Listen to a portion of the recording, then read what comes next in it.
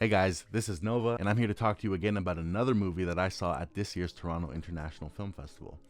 This time I'll be talking about Sam Mendes' Empire of Light. Now, Sam Mendes has always been one of my favorite directors. We'll just start with that right off the bat. Like, ever since American Beauty, Road to Perdition, Jarhead, super underrated.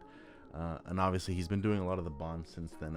I wasn't really a big fan of Spectre, but my man Sam Mendes, he can direct. Like, let's just get that right out there.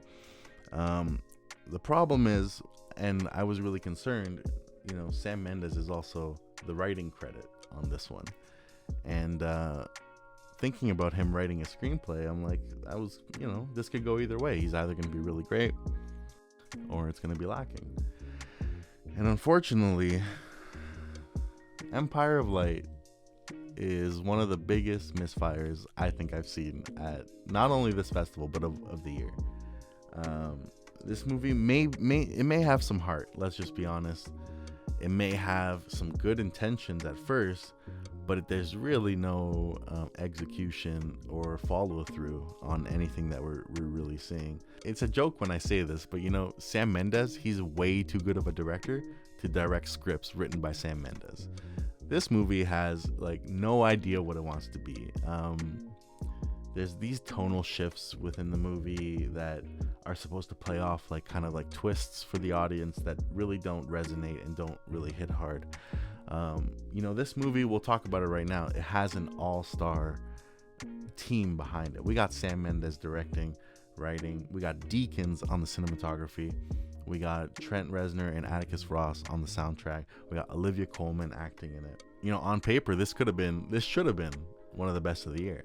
The only thing that really was holding everything back was the script, because Olivia Colman, she knocked it out of the park. She didn't have too much to work with, and she tried to make sense of it with her performance to a point where it really worked, and she really brought something new to the table. Unfortunately, it just feels like this whole all-star team, it just went to waste. And I hate to say that. I hate to say that because Mendes, he's my boy. I'll vouch for him on almost all of his movies except Spectre. Even Away We Go, such a gem of a movie. It has so much heart. It comes from a really good place. So it really sucks to kind of see one of my favorite directors really misfire with this one, especially on a screenplay level. There were some scenes that almost made me laugh because they were so bad. There's arguably one of the most hilariously out of place scenes involving sandcastles that I've ever seen, and there's just weird narrative points throughout that just really never come together. So I would have to say this is bottom tier Sam Mendes by any means. This is probably his worst film, if not tied with Spectre for his worst film. And I'm the type to get pretty passionate about movies that I watch, because you think about all the money that's spent on a film, or all the talent that comes on a movie like this, all that all-star team again, that unfortunately just it's a shame that they almost got put to waste on a project like this that didn't really have a strong focused message, or any really strong motifs or imagery or themes to hold the story together. That's my little review of the new Sam Mendes movie Empire of Light that I saw at TIFF 2022, the Toronto International Film Festival.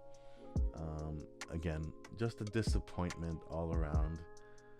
I walked out of that movie pretty quick. If Sam Mendes would have been there for the Q&A, I would have stayed, but as soon as those credits rolled, I was out of there. I hate to say it, so it happens. You take not every director is going to be 100% batting average, that's for sure. We all know that. I just expected a little bit better from Sam Mendes. So hopefully on the next one, he brushes up his writing skills, or he works with another one of those fantastic screenwriters that he's always worked with, or the amazing screenwriters out there in the world today who probably have fantastic stories for him to tell. Now that he's finally free from the Bond universe, I would love to see Sam Mendes do way more just poetic, gorgeous, even Oscar bait films.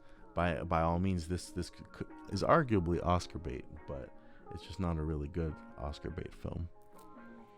So that's that. I just want to thank you all for tuning in again. That's my review of Empire of Light. So I have a few more reviews coming up for the movies that I watched at TIFF this year. So I got All Quiet on the Western Front, The Fablemans, and Women Talking.